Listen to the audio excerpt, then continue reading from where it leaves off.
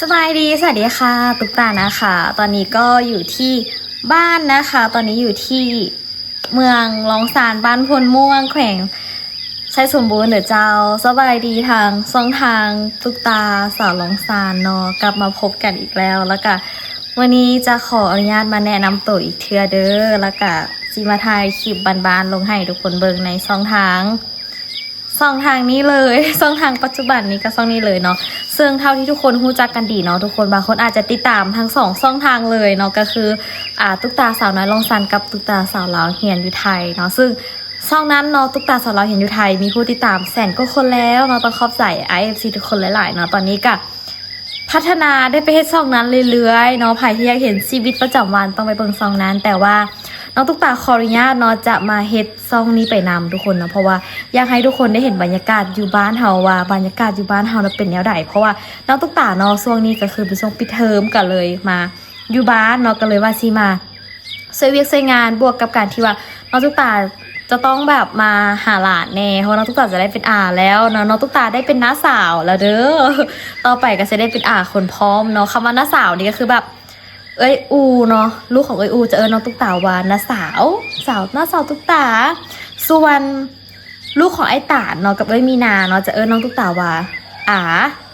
เอ้ยจะได้เป็นทั้งน้าสาวแล้วก็จะได้เป็นทั้งอาลำพร้อมและด้วยบวกกับที่ว่า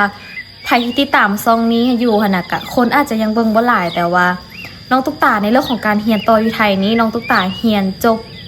ปี3แล้วเด้อเจ้าเดือนมิถุนายนนี้น้องตุ๊กตาจะกลับไปเรียนต่ออยู่ไทยเนาะก็คือจะกลับไปเรียนต่อปี4ให้จบนั่นเองเนาะซึ่งในปัจจุบันนี้เนาะน้องตุ๊กตาก็ได้เลือกเรียนเนาะก็คือเรียนเพิ่มเรียนเสริมก็คือเรียนเป็นผู้ช่วยพยาบาลเนาะส่วนอันนี้เดี๋ยวจะเอาไว้ EP ต่อไปเดี๋ยวน้องตุ๊กตาจะมาเล่าให้ฟังเด้อก็จะมาเล่าเรื่องของการเรียนต่ออยู่ไทยเนาะแล้วก็ช่วงเวลาที่กลับมาบ้านเนาะอยากจะบอกเลยว่าการที่ไปเรียนต่ออยู่ไทยนี่ก็เป็นอีกอย่างที่เฮ็ดมันก็ท้าทายหลายๆอย่างเลยทุกคนเนาะคือหลายๆคนอาจจะคิดว่าน้องตุ๊กตาบ่ได้กลับมาเฮ็ดซองนี้ละบ่ต่อคือแท้จริงก็อยากเฮ็ดซองนี้ไปนำอยู่แต่ด้วยความที่ว่าน้องตุ๊กตาทั้งเฮียนแน่แล้วก็เฮ็ดเวียกนำแน่แล้วก็เลยบ่ค่อยได้มีเวลามาเฮ็ดซองทางนี้เลยละช่วงนี้เป็นช่วงปิดเฮียนพอดีก็เลยจะกลับมาถ่ายบรรยากาศแถวๆบ้านให้ทุกคนเบิ่งเนาะคลิปนี้เป็นคลิปเปิดก่อนเดี๋ยวถัดไปเนาะ EP ต่อไปเนาะเดี๋ยวน้องตุ๊กตาจะพาหลายๆคนไปเบิ่งบรรยากาศอยู่บ้านเมืองเฮาแล้วก็วิถีชีวิตการใช้ชีวิตเนาะว่าอยู่บ้านพลม่วงเป็นแนวใดแน่สิคือแต่ก่อนอยู่บ่เนาะซึ่งซองนี้เป็นซองที่น้องเป็นซองบุกเบิกเลยตั้งแต่น้องตุ๊กตาหันอายุ14ปีเนาะซองนี้คือเฮ็ดตั้งแต่ตอนอายุ14ปีแล้วก็มาหยุดเฮ็ดประมาณเมื่อปีที่แล้ว2ปีที่แล้วเนาะก็คือหยุดเฮ็ดไปแบบระยะยาวเลยด้วยความที่ว่าเฮียแน่แล้วกับด้วยความที่เขาเฮ็ดกับอีกซองหนึ่งแน่เพราะว่าซองเนี่ยเคยถูกแฮกไปในช่วง3-4 ปีที่แล้วเนาะช่วง3ปีที่แล้วซองนี้นะเคยถูกแฮกไป4 ปีเนาะซองนี้เมื่อ4 ปีที่แล้วนะถูกแฮกไปเนาะทุกคนก็เลยบ่ได้เฮ็ดต่อแล้วก็กลับมาเฮ็ดต่อระยะแป๊บเดียวเนาะด้วยความที่ว่าช่วงที่ถูกแฮกไปน้องตาก็เลยสร้างซองใหม่ขึ้นมาแล้วก็เป็นซองตุ๊กตาสาวลาวเฮียนไทยละเฮ็ดซองนั้นมาเรื่อยๆเลยส่วนซองนี้ก็ลงแน่บ่ได้ลงแน่เนาะแต่ก็บ่ฮู้ว่ายังสิมีพื้นฐานคนที่จะมาเบิ่งอยู่บ่ละมื้อนี้ก็สิมาบอกว่าหลายคนถามกันเข้ามาได้เนาะแต่ว่าช่องทางอื่นดอกว่าก็มีคนบางคนเพิ่นถามเข้ามาว่าถ้าน้องตุ๊กตาเรียนจบอยู่ไทยแล้วน้องตุ๊กตาจะกลับมาเฮ็ดเวียกอยู่บ้านหรือว่าจะเฮ็ดเวียกอยู่ไทยเป็นคำถามที่เจอหลายขนาดเนาะแล้วก็เป็นคำถามที่บอกว่าจะเป็นคนลาวที่เบิ่งคลิปเฮาล่ะบอกว่าจะเป็นคนไทยที่เบิ่งคลิปเฮาเช่นเดียวกันเพิ่นก็ได้ถามเข้ามาว่าถ้าน้องตุ๊กตาเรียนจบแล้วน้องตุ๊กตาอยากเฮ็ดงานอยู่ไทยบ่หรือว่าอยู่ลาวซึ่งถ้าทุกคนติดตามซองนี้ทุกคนจะได้คำตอบเรื่อยๆเลยเนาะซึ่งทุกคนจะได้เห็นว่าวิถีชีวิตของตุ๊กตาตอนนี้เป็นอะไรแน่ซึ่งน้องตุ๊กตาเลยตัดสินใจว่าหลังจากที่น้องตุ๊กตาเรียนจบค่ะตอนนี้เหลือแค่อีก1 ปีเท่านั้นเนาะเหลือแค่เดือนมิถุนาจนถึงเดือนเมษาถึงเดือนมีนาน้องตุ๊กตากะเรียนจบปริญญาตรีแล้วเนาะก็คือจบภายในปี2027นั่นเองเนาะก็ภาษาลาว27ภาษาไทย27ใช่ไหมคะคลิปนี้ขออนุญาตเล่าภาษาลาวด้วยความที่ว่าหลายๆคนมักภาษาลาวหลายกว่าภาษาไทยเพราะว่าน้องตุ๊กตาถาม FC ได้ว่าถามคนส่วนหลายนะว่าระหว่างว่าภาษาไทยกับว่าภาษาลาวเนาะมักภาษาใดๆกันซึ่ง FC คนที่ติดตาม 90% จะเป็นคนไทยเพื่อนจะเอียงมาทางลาวว่าอยากให้ว่าภาษาลาวเพราะว่าภาษาลาวฟังม่วนหูดี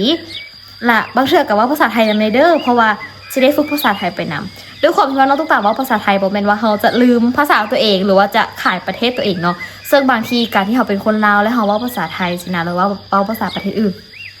บ่ฮู้คือกันเวลาเว้าภาษาประเทศอื่นเขาเจ้าจะยอมว่าเก่งแต่พอเราว่าภาษาไทยจะบอกเราว่าขายซาดซึ่งอันนี้เป็นอย่างที่แบบเราเจอดูขนาดจนเป็นเรื่องซินไปแล้วก็ออกมาตอบตลอดว่าเฮาบ่ได้เว้าภาษาไทยเพื่อที่จะขายซาแต่เฮาเว้าภาษาไทยเพื่อที่จะเป็นการฝึกฝนเพราะว่าเฮาเรียนต่ออยู่ไทยเด้ก็เลยต้องใช้ภาษาไทยเป็นหลักแบบพรีเซนต์งานเจออาจารย์ผู้หลักผู้ใหญ่ลมเวียกลมงานก็ต้องใช้ภาษาไทยฉะนั้นเฮาต้องว่าฝึกภาษาไทยให้คล่องไงบ่แล้วน้องตุ๊กตาก็อาจจะแบบบ่ได้เฮาบ่ได้เจอผู้คนมืดมือเฮาบ่ได้อยู่กับผู้คนตลอดแต่ว่าเฮาก็เลยอาศัยในเรื่องการที่ว่าเฮาเฮ็ดเวียกเกี่ยวกับออนไลน์ฉะนั้นเฮาก็เลยอาศัยว่าฝึกภาษาไทยไปนำออนไลน์นำ เนาะบางเทื่อก็บางคนก็เข้าใจผิดแบบนั้น แต่ก็เข้าใจทุกคนหลายๆที่ฟังและมักเว้าภาษาลาวเนาะเดี๋ยวน้องตาก็สิเว้าภาษาลาวเนาะพยายามเว้าภาษาลาวหลายๆแล้วก็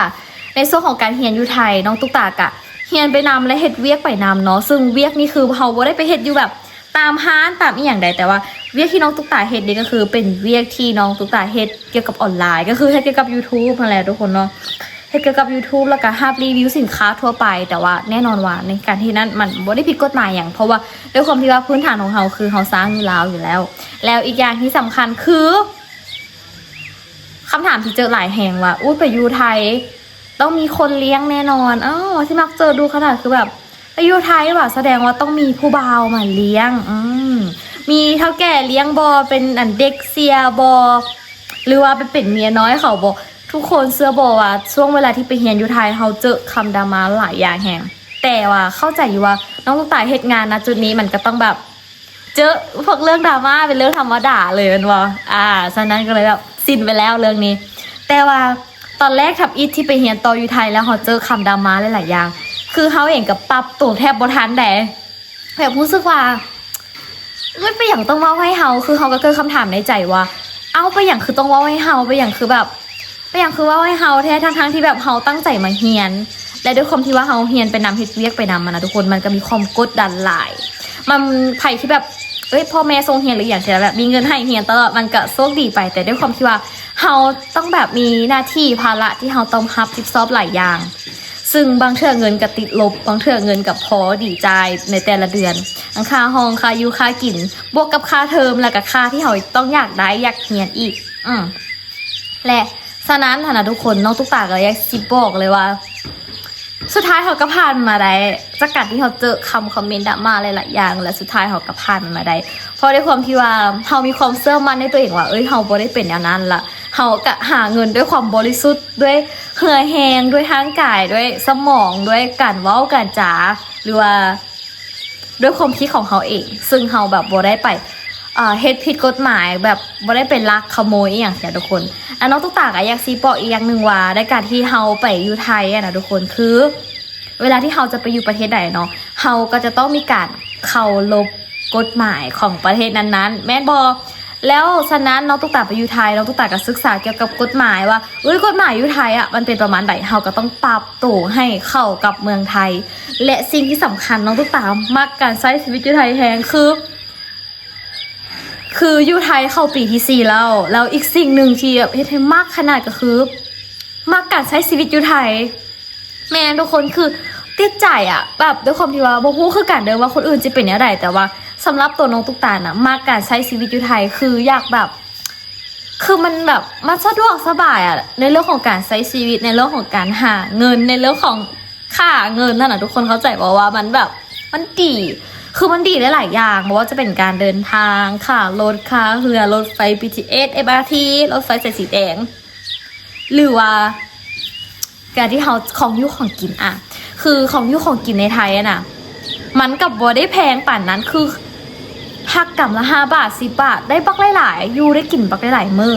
น้องตุ๊กตาอยู่ไทยลักๆเลยก็คือการที่ไปซื้อของในตลาดหรือว่าโลตัสของในโลตัสกับบ่แพงไหนพวกแบบหมูบอพวกซีนไก่อย่างสินะพวกของไซส์อย่างต่างๆน้องตุ๊กตาจะมักไปซื้อของในโลตัสหรือว่าตลาดสดมาใส่ไว้ในตู้เย็นแล้วก็เอาไว้มาเฮ็ดแนวอยู่แนวกินแล้วก็คือเฮาจะเน้นในการเฮ็ดแนวกินเองคือเฮาจะบ่ค่อยได้ซื้อ500 บาทเฮาอยู่ได้ประมาณ1 อาทิตย์หรือว่าเกือบ1 อาทิตย์กว่าๆแล้วทุกคน 500 บาททุกคนอยู่ได้จากมือสำหรับน้องตุ๊กตาในช่วงเวลาที่แบบว่าใช้ชีวิตอยู่ไทยเดี๋ยวเจมาเล่าให้ฟังเลยว่าใช้เดือนหนึ่งแค่ค่าอยู่ค่ากินสำหรับน้องตุ๊กตาเดือนหนึ่งบ่เกิน 2,000 บาทประมาณ 2,000 บาทแม่นบ่เกิน 3,000 บาทเฉพาะค่าอยู่ค่ากินของน้องตุ๊กตาเพราะว่าเฮาอยู่ห้องแล้วเฮาเฮ็ดเวียกเกี่ยวกับออนไลน์แล้วเฮาก็เรียนออนไลน์แน่แล้วเฮาก็ไปเรียนแน่สินะไปเรียนแต่ว่าไปเรียนก็บ่ได้ไปเรียนทุกมื้อในการเดินทางสินะอีกอย่างในมหาลัยของเฮาก็มีรถเมล์ที่แบบว่านั่งไปเรียนโดยที่บ่ได้เสียเงินหรือว่าบางเทื่อเฮาบ่อยากนั่งรถเมล์เฮาก็สามารถนั่งรถประจำทางได้รถตู้บ่รถ2แถวบ่รถบัสบ่แล้วทุกคนเชื่อบ่ว่า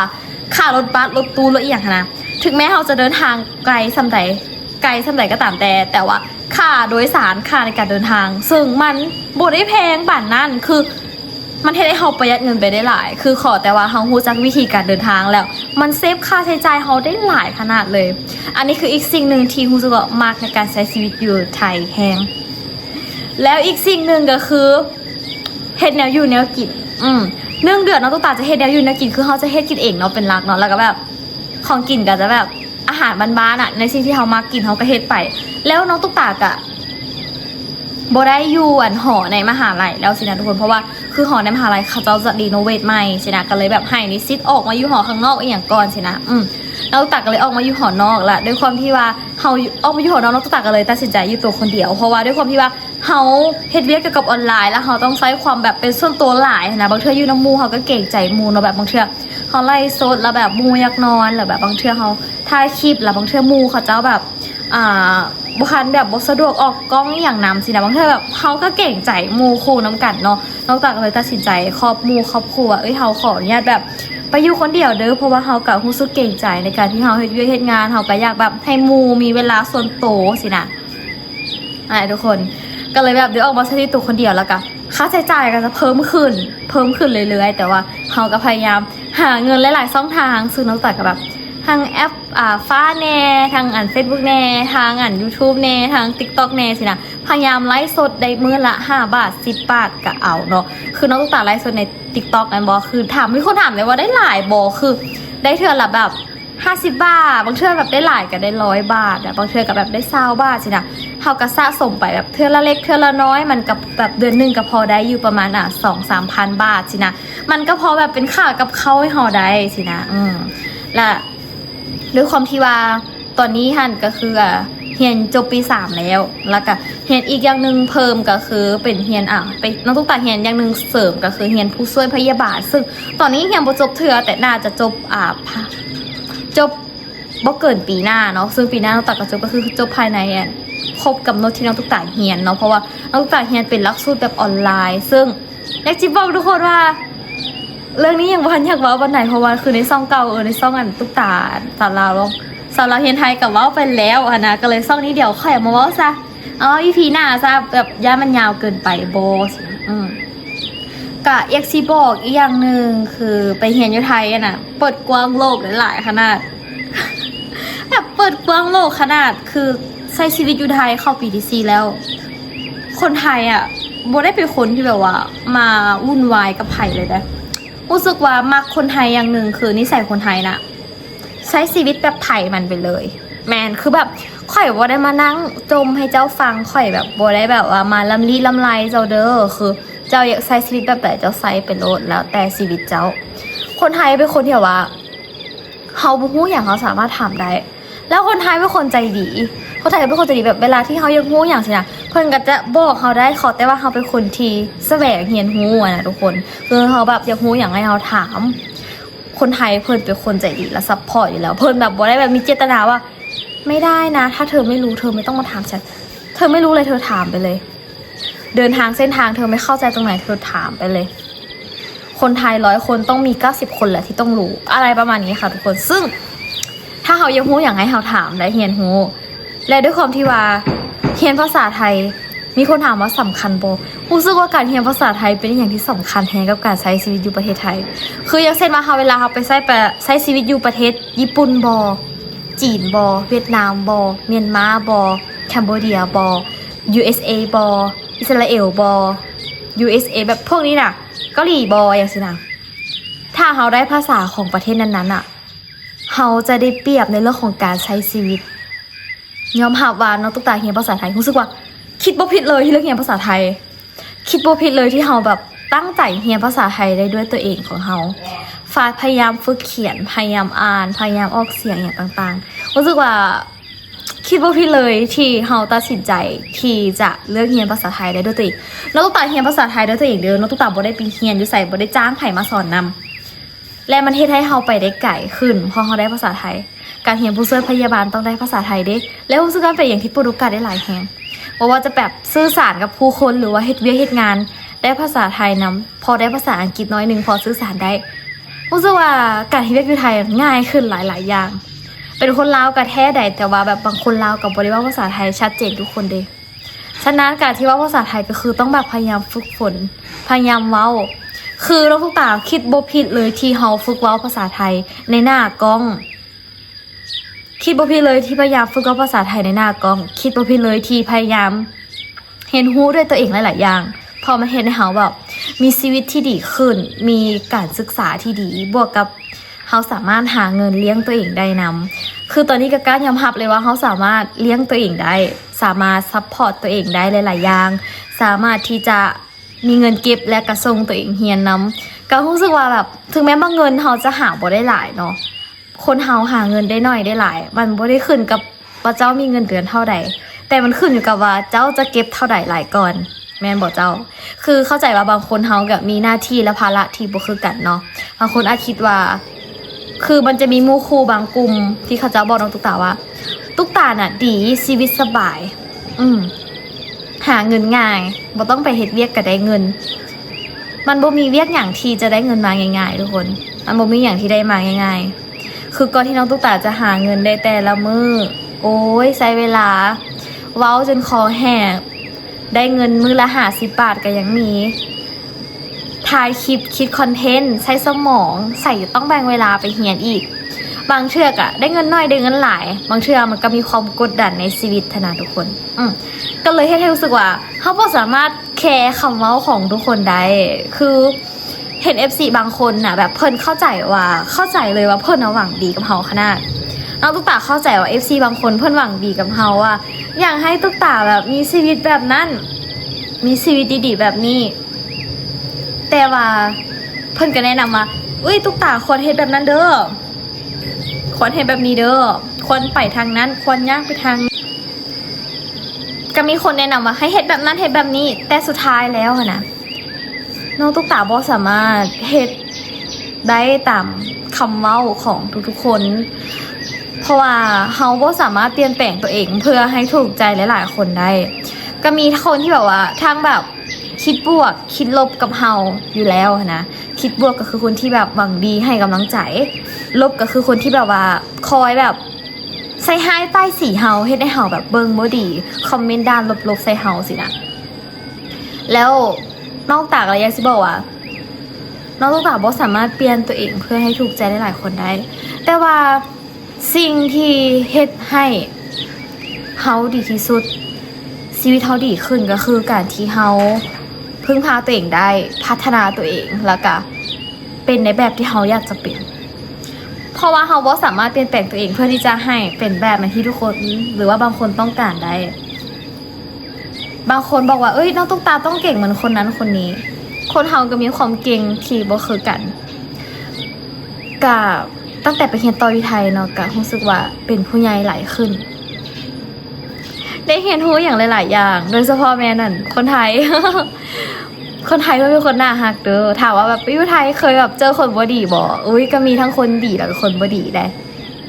คนลาวก็คือกันคนลาวน่ะก็มีทั้งคนดีแล้วก็คนบ่ดีคนดีก็ดีคนลาวเขาเจ้าเป็นคนน่ารักแบบมักช่วยเหลือสังเกตเบิ่งเวลาที่เห็นเฮือนใดกำลังนั่งกินข้าวแล้วเฮาย่างผ่านเพิ่นสิมักเอิ้นว่า บ่ฮู้ว่าทางอื่นเป็นอันนี้บ่แต่ว่าทางบ้านน้องตุ๊กตาจะเป็นอันนี้ป่ะมาเด้อมากินข้าวน้ำกันมาเด้อมากินข้าวน้ำกันเนี่ยอันนี้คือทางบ้านน้องตุ๊กตาเพิ่นจะแบบเวลาคนย่างกะเนี่ยมากินข้าวมากินข้าวน้ำกันแม่มากินข้าวน้ำกัน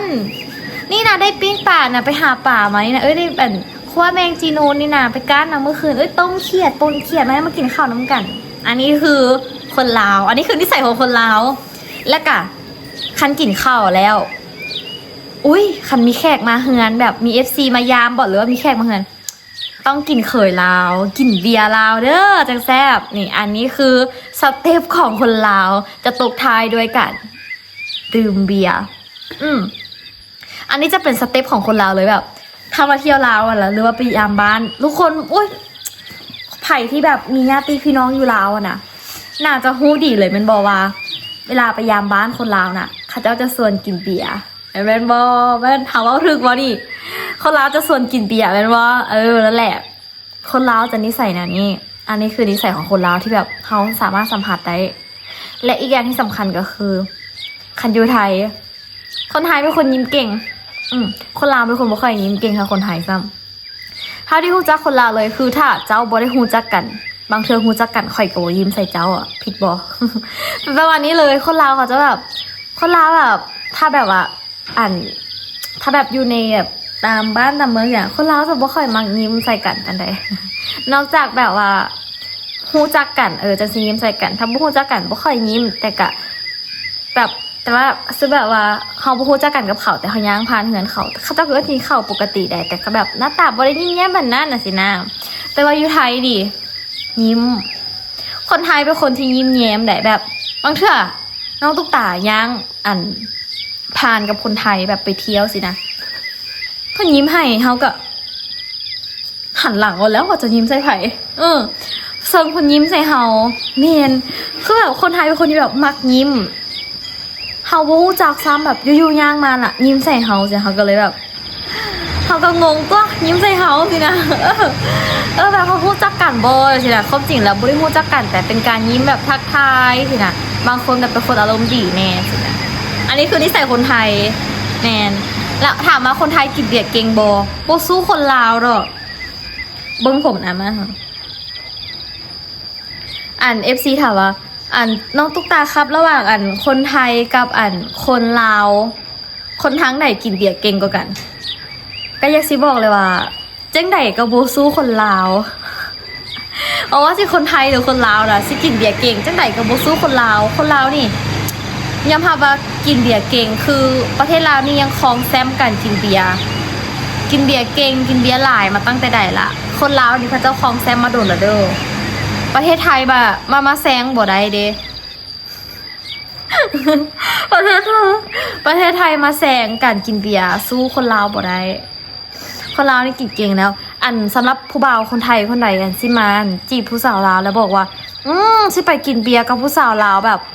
เคยอย่างก็ไปกินเบียร์กับผู้สาวลาวสิไปมอมเบียร์ผู้สาวลาวให้ผู้สาวลาวเมาสินะเจ้าสาวจะยกเลิกความคิดนี้เลยเพราะว่าเจ้าบ่มีทางชนะค่ะเจ้าดอกเจ้าบ่มีทางชนะสาวลาวที่แบบกินเบียร์เก่งๆอ่ะเจ้ากินเบียร์บ่ชนะค่ะเจ้าแน่นอนหมู่เฮาก็ยังบางคนกินเบียร์เก่งขนาดกินป่านน้ำคือแบบน้องต้องตัดคนที่บ่มากินเบียร์เด้เพราะว่ากินเบียร์แล้วตัวแดงหน้าแดงแล้วหมู่เราตุ๊กตานะ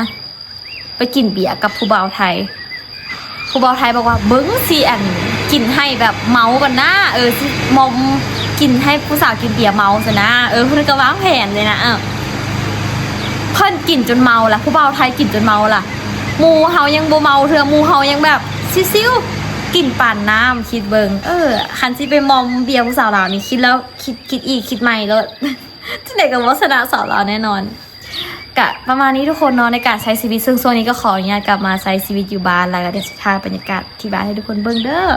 ใครที่มาคลิปนี้ก็บ่ฮู้ว่าสิมีคนเข้ามาเบิ่งบ่ฮู้ว่าสิมีผู้จำที่จื้อได้บ่เข้ามาเบิ่งแล้วขอคนละ1ไลค์ขอคนละ1คอมเมนต์หน่อยเด้อแล้วก็อย่ากดข้ามโฆษณาเด้อเจ้าเพราะว่าอยากรู้ว่าแบบมีคนยังจื้อเขาได้บ่ในซองนี้ยังมีผู้ติดตามเขาบ่จังได๋ก็อย่าลืมกดไลค์กดแชร์แล้วก็คอมเมนต์ให้ในเด้อคอมเมนต์ให้กำลังใจแสดงความคิดเห็นได้เด้อเจ้ามีความคิดเห็นแนวใดกับวิดีโอนี้อย่าลืมคอมเมนต์บอกกันแน่หรือว่าอยากให้เฮาเฮ็ดคลิปแนวใดสามารถคอมเมนต์ใต้คลิปได้เลยเนาะเพราะว่าตอนนี้ใช้ชีวิตอยู่ลาวอยากถามอีหยังเกี่ยวกับสปปลาวตอนนี้สามารถคอมเมนต์ถามได้เลยเนาะเดี๋ยวจะมาตอบเฮ็ดคลิปเป็นวิดีโอมาตอบให้แล้วก็เดี๋ยวจะพาไปทัวร์บรรยากาศบ้านพร้อมโอเคทุกคนคลิปนี้ขอตลาไปก่อนบ่ต้องตกใจหน้ามาเขาดูจะความจริงละแม่บ่มักให้ตัดหน้ามาได้แต่ว่าได้ตัดไปแล้วได้สันให้จะได้ โอเคขอตัวลาไปก่อน บ๊ายบาย